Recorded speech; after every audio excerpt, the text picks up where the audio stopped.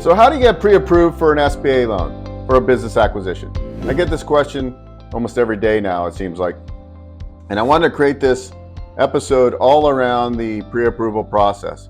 So if you're doing a business acquisition, I do believe you should be ready, meaning I'm going to send you a checklist. You're going to get your Form 413, your personal financial statement completed. I say don't date it, just get it ready. Keep all your forms in some kind of Dropbox, so it's ready when you find that business. But really, on a business acquisition, we're looking at the financials, the 3 years of tax returns in the year to date from the business you're acquiring. So the questions I would ask during this conversation would be, well, do you have decent credit? What do you do for a living right now? What kind of recurring expenses do you have besides your mortgage, rent? You have car loans, you have a lot of debt.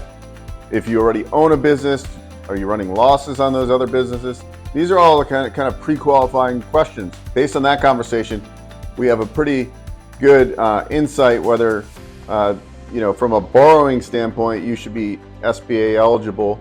But really, it does come down to getting the financials, getting the 3 years of tax returns year to date from the existing business that you're doing or buying on a business acquisition. So I'm happy to have these conversations with you to get you ready, to get the documents, the basic documents you need to have completed. Because once you do find that business, typically you're going to sign an NDA if a business broker is involved. They're going to send the financials, more information on that particular business. And now we have what we need, and then you have your forms ready to go, and we can take it out to the marketplace. So how I help in this equation, think of me as the quarterback in the beginning. I'm going to help you get the package ready, get you the forms you need, such as your projection template, business plan templates.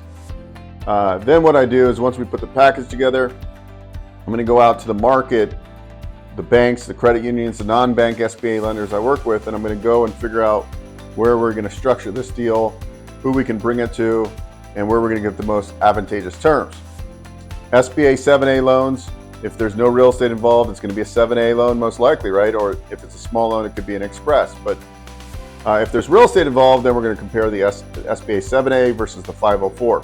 As you have a deal, we can walk through, well, if it's just a business acquisition, we know it's going to be typically a 10-year term, no prepayment penalty. What's the purchase price? What other costs are we bringing in? So what is the total project cost? Because remember, we talk total project costs for business financing, particular SBA financing. What is the total project cost? And on an SBA loan, you can achieve up to 90% LTC or loan to cost. And are we gonna have any seller carryback?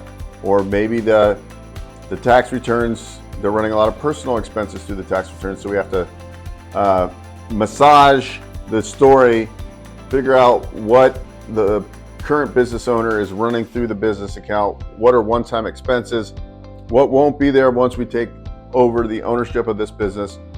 We put the package together, and then we go out and we figure out where we can get the best terms, what makes the most sense, where we can get the most working capital, whatever the specific needs of the deal or the transaction. We're going to structure that so we can find you the best terms possible.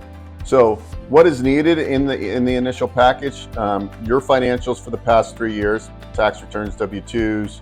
If you have business already, business tax returns, balance sheet, year-to-date P&L on the business that you own, a debt schedule, and then obviously the financials from the business you're buying, Form 413, which is a personal financial statement.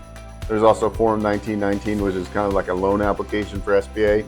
We typically wait on that because you probably don't have your entity set up that you're going to take ownership of this new business, and a couple other forms. From there, we have enough to go out and get term sheet. So then what I do internally is I write up a summary, put together a list of banks that I believe will have the biggest interest, right? Because banks are going to have interest, and it varies. Is it just blue sky or just business acquisition with no collateral? So there's really no collateral, right? So some banks don't like doing those type of deals. Some banks love just business acquisition with no collateral. Is there collateral? now we have enough information. We're going to take it out to the bank market. We're going to figure out then from there what bank has the best appetite. Typically, we're going to get 1 or 2 term sheets. You get the term sheet, you review the term sheet, you ask questions, or maybe the bank has some additional questions before they issue the term sheet. Sometimes we do a kickoff call, or we get on a call with the bank before we get the term sheet if we need to clarify things, to walk through the deal a little bit more, because you're going to know the deal a little bit better than I do, obviously, from a buying standpoint. And really, that's the process. So going back to, can I get pre-approved?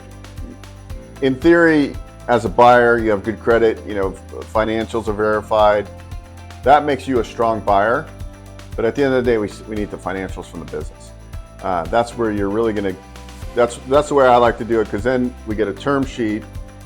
So once we have the initial package together, typically we're going to get a term sheet in 7 to 10 days, sometimes within a day or two. They'll issue a letter of interest. Then there's a bigger needs list that we have to put together. But typically 7 days, let's call it, you're going to get a term sheet from the time we have the financials from the seller and all your financials together. Sometimes some banks can turn that around in a day or two. Just really depends on the bank and how busy they are. But that's really the process in a nutshell. So you're really not going to get pre-approved, but we will have a conversation to figure out, do you own other real estate? Are you currently working? What's the projected transaction size you're doing? And then we'll have conversations. Well, if it's over $500,000 loan amount for this SBA loan, and there's no collateral with this acquisition, they're going to look for additional collateral. Loan amounts under $500,000, SBA guidelines don't necessarily require that. So these are all things that go into play. So you can definitely book a call with me. You can go to bookwithbeau.com. You can schedule a 15-minute Zoom call. We can talk through the deal. I can get you the checklist and document set that we'll need initially. And that's my recommendations on the kind of the pre-approval process. Anyways, hope you enjoy this video, and we'll see you on the next one. Meet Beau, the driving force behind Business Ownership Coach. Unlocking the path to business ownership. Visit www.businessownershipcoach.com. Thrive with Business Ownership Coach. Hey guys, Beau here. If you enjoyed what you saw, please subscribe to this channel. We talk all things financing. I've been in the lending industry for over 20 years, and I'm happy to answer your questions and provide great content.